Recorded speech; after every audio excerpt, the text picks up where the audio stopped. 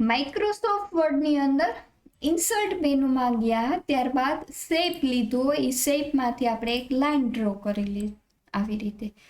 આ જે line draw કરેલી છે આ લાઈનને આપણે કલર બદલવો છે અને લાઈનને જાડી કરવી છે. તો એના વિશે શું કરવું? તો સૌથી પહેલાં લાઈન ઉપર ક્લિક કરો એટલે લાઈન સિલેક્ટ થઈ જશે. ત્યારબાદ જવાનું શેપ ફોર્મેટમાં, ત્યારબાદ જવાનું આઉટલાઈન, શેપ આઉટલાઈન ઉપર ક્લિક કરવાનું. શેપ આઉટલાઈન ઉપર ક્લિક કરો એટલે અહીંયા હાઇટ આપી છે, આ હાઇટમાંથી તમારે જેવડી જાડી કે પાતળી લાઈન જોતી હોય એ ટાઈપની લાઈન તમે લઈ શકો છો. ત્યારબાદ ફરીથી શેપ ફિલ્ડમાં ગયા, આઉટલાઈનમાં ગયા અને ડેશવાળી લાઈન કાંઈ આવી જોતી હોય તો પણ આ ટાઈપની અલગ અલગ લાઈન આવતી હોય, જે લાઈન જોતી હોય તે તમે લઈ શકો.